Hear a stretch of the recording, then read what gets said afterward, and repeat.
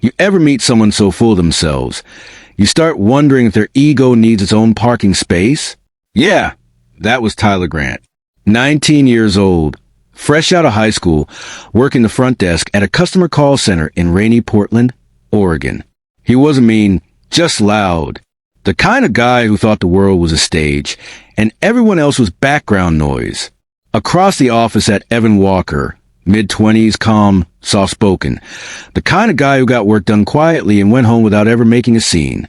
But to Tyler, that calmness looked like weakness. He'd make jokes, throw snide comments, even mock Evan's boring life. You know the type, insecure but hiding it behind laughter.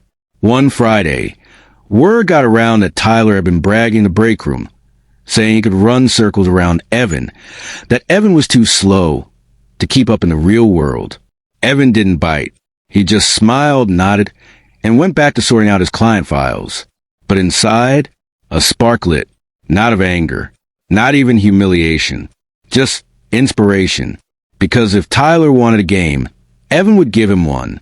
Only this time, it wouldn't be one he could win with his mouth. It'd be one he'd never even see coming. If you've ever dealt with someone who talks tough but can't back it up, smash that like button. Because this story? This one's for everyone who knows revenge doesn't always need fists. Sometimes all it takes is a well-timed click. A few months later, Evan quit that job and took a quieter one, maintenance work at an old industrial factory on the edge of town. He liked it there. Machines didn't gossip. They just broke, and he fixed them. But fate's got a twisted sense of humor. Guess who walked in on his second week? Yep, Tyler. Different job, same attitude. Still loud, still cocky, still somehow always right. Evan stayed calm, polite even, but it didn't matter. Tyler couldn't help himself. Every day it was a new jab. Hey, Walker, you miss a spot. Yo, Grandpa, you fixing that or writing a love letter? Everyone laughed. Evan laughed too, on the outside. But inside, that same spark started to smolder again. Then one Friday night, when the factory closed early for a long weekend, Tyler made one last mistake. He tossed his jacket, grinned, and said, "Don't stay too late. Old man, I wouldn't want you locked in with the ghosts." Everyone laughed. Evan didn't. He just watched Tyler walk out. And noticed something important. Tyler had left his locker keys dangling from the door. Evan stared at those keys for a long moment. He could have just returned them. Could have left them there. But no. He smiled. Small, quiet, dangerous. He grabbed the keys, turned off the factory lights, and slipped into the break room computer. Tyler had a bad habit, using his personal email for work stuff. He bragged about it too, said it saved time. Evan searched through the shared system, and there it was, Tyler's login, right next to the company contact list. An idea began to form. A slow, poetic kind of revenge, the kind you don't rush. By Monday morning, Tyler's locker key was back where he left it. But his peace of mind wouldn't last much longer. It started small. A phone call during lunch. Then another during the night shift. By the third day, Tyler looked exhausted, eyes bloodshot, jaw tight. Evan asked casually, "Rough week?" Tyler groaned, rubbing his temples. "You have no idea, man. My phone won't stop ringing. Random people asking about a free Xbox or some dumb contest." Evan's face didn't move. Inside, though, he was grinning. Because what Tyler didn't know was that over the weekend, Evan had posted a handful of fake Craigslist ads, all using Tyler's number. Brand new gaming consoles, free for pickup. Limited edition sneakers, call now. Dog sitting service, open 24/7. Within hours, his number spread like wildfire. By day 2, the chaos was uncontrollable.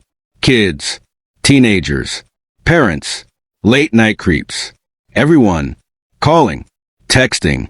Tyler tried changing his ringtone, tried turning off his phone, even bought a new SIM card. Didn't matter.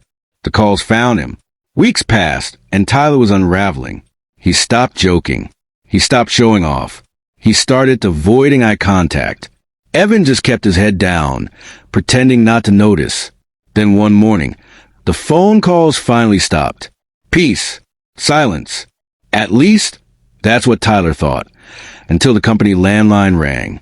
He picked it up out of habit. Hello, this is Tyler. Hi, is this the Xbox guy? Evan nearly lost it. He had to walk away just to hide his laughter. That afternoon, an IT supervisor finally tracked the mess back to the Craigslist ads. They found the posts. They found the number. And they deleted everything. No one ever found out who did it. Tyler never suspected a thing. But from that day on, he was quiet, polite, respectful, even. He'd nod to Evan in the hallway. Never mocked him again. The factory had finally found its peace. And Evan? He found something better. Closure. That night, Evan sat in his car outside the factory. Engine off, windows fogged, a faint smile on his face. He didn't feel guilty. Not one bit. Because this wasn't about payback anymore. It was about balance. Tyler had spent months making noise, talking, laughing, boasting. Evan had given him a taste of silence. Not through shouting, not through fists, but through patience and precision. It was poetic. It was clean. It was perfect. He looked at his phone, thumb hovering over Tyler's number, then deleted it. For good. Some stories don't end with fireworks. Some end with a quiet smirk and a phone that finally stops ringing. If you enjoyed the story of quiet revenge and poetic karma, hit that like button and drop a comment. What's the most creative payback you've ever seen? And remember, sometimes the loudest people get silence in the quietest ways. Subscribe for more true stories where karma doesn't shout, it rings.